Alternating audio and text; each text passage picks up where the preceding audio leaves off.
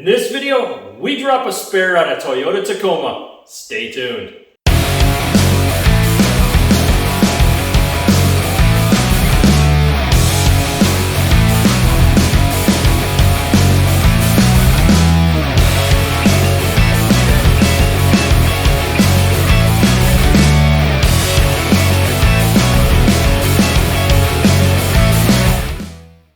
Welcome back and/or to the channel. Today's video, we're dropping the spare on our Toyota Tacoma.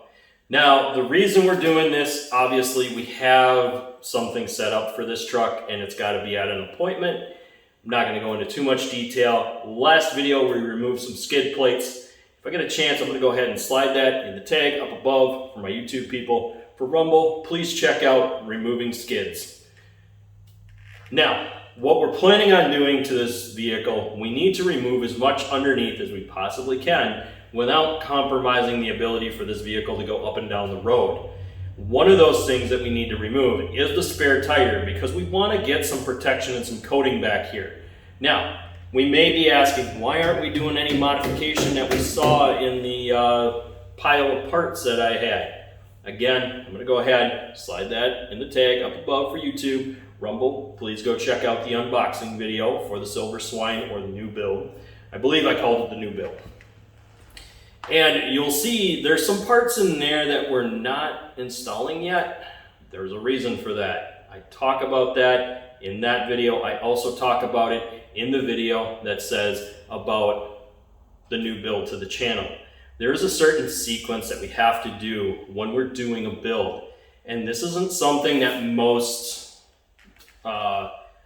media people or social media people will do, is they don't describe to you what it takes to build this truck, what it takes to go from start to finish without having to redo a bunch of stuff.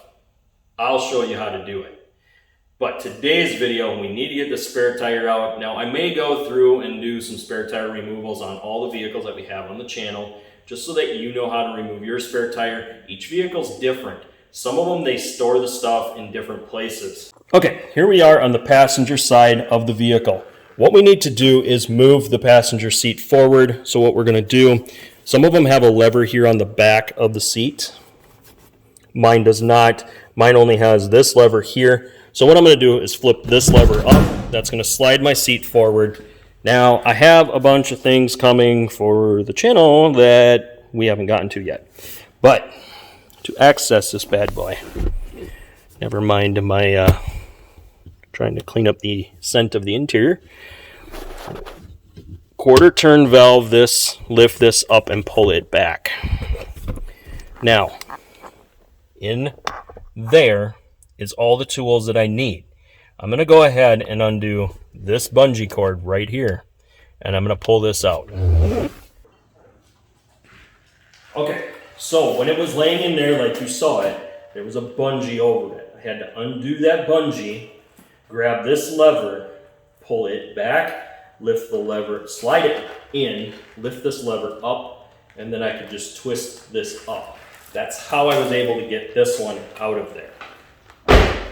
So now that we have our tools, what you're going to notice in your bag of tricks is you're going to have one that is to remove the lug nuts. You're going to have one that is usually an extension bar. You're going to have another one that is a crank. And then you're going to have one that will be the tool for actually removing. This one is a hook. On GM vehicles, they use just a square peg, and you shove the square peg on there. Sometimes you can get away with just that as the square peg, but you will probably need these three to lower the spare tire. Okay, the first thing you're going to want to do is make sure there's nothing underneath where that spare tire is. If you plan on using a rolling cart, you can go ahead and roll that cart underneath right now to catch the spare tire if you wish. I usually just roll it down far enough to undo the hook that holds it in. Then I just let the tire fall, and then I can slide the tire out. I'm not too worried about keeping that tire necessarily perfectly clean because it's underneath the vehicle. It's always going to get dirty. Okay, so the way this is designed is this hook really isn't the hook. It's basically a flat piece that this has to stick into. that you hold it in as you turn the tire down. The hook is for after you get the tire loose, you can reach underneath, hook the cable, and pull the tire. I will do that with this so that you guys see how we can do that. And you don't have to get carried away and crank these down super tight. They just got to be lightly snug. So now that we have this, what we can do is stick this tool in. I would prefer to go sideways with it just so I don't ding my tailgate or hit the metal panel. At some point you're going to feel, okay, so now it's clipped in, and the plastic has this weird notch up right here on the bumper.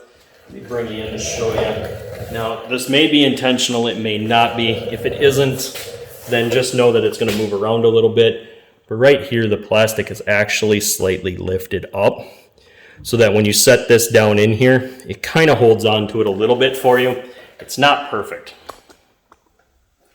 But the trick is you're going to have to hold this in as you turn this loose and know that it will bounce up. Just try not to hit the bottom of the tailgate here. Like I said, that could cause scratching. So once you get it loose, as long as you don't have severe rust, it's just going to be very light motion to drop this. Now I know I'm doing this in a garage, not on a roadside somewhere, so I don't have the issue of cars flying by. I can just kind of do this at the pace that I want. Remember, if you are doing this on the side of the road, please be mindful of where traffic is. You don't want to step out into traffic. You don't want anything out here to where you can get hurt. If you have a tire that goes flat on that side, it is suggested to pull off onto a different road that may be less traffic or onto a field approach. That way you're not in traffic trying to change that tire, because a lot of times people are not paying attention, and if you're sticking out too far, they could very easily hit you. Okay, in the center right there is the metal piece that you need to keep your eye on and has to drop down. Just like that, it'll drop. You can do that with your hand. You don't need to hit it with the tool. But if you have it, it's easier to hit it with a piece of metal than it is with your hand. So now that that's dropped, what I'm going to do is I'm going to set this off to the side because I don't need that for this part. Now I need to stick my hand inside, twist this, and lift it out. Let me bring you in a little closer so you can see exactly what I'm talking about.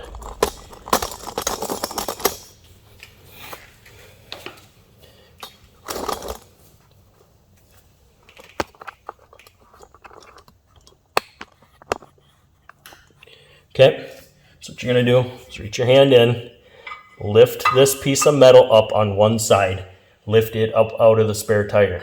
Okay, set it off to the side, then grab your spare tire and slide it out.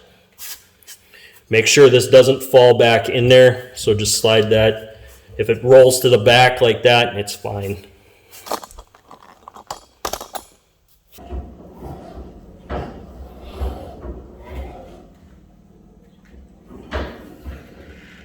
Okay, you want to keep an eye on it because you don't want to run it up in too tight. You'll know kind of where it needs to be. But we do want to get it up as far as we can. Because we don't want to get undercoating on something that isn't supposed to have undercoating on it.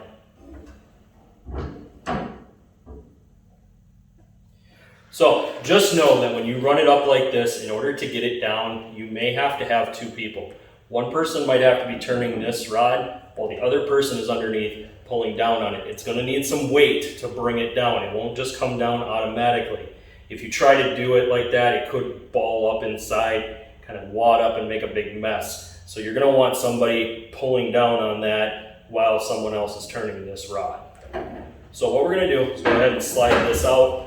Now, normally you would go ahead and put this tool away because now you're done with it. You'd put it back in the bag the way you had it so that you would have it for next time or for whenever you needed to put the spare back underneath. We're not doing that because we're doing a build. So because of that, I'm going to leave this tool out because when I get done doing what I want to do to the rim for protection and we get the coating done, the spare tire is going back underneath for now until we figure out the tire situation.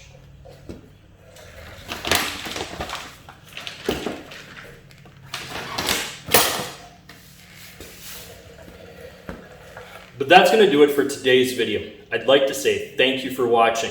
Please hit that like button, hit the rumble button, smash that subscribe button, check out the social medias in the description down below, and I'll see you on the next one.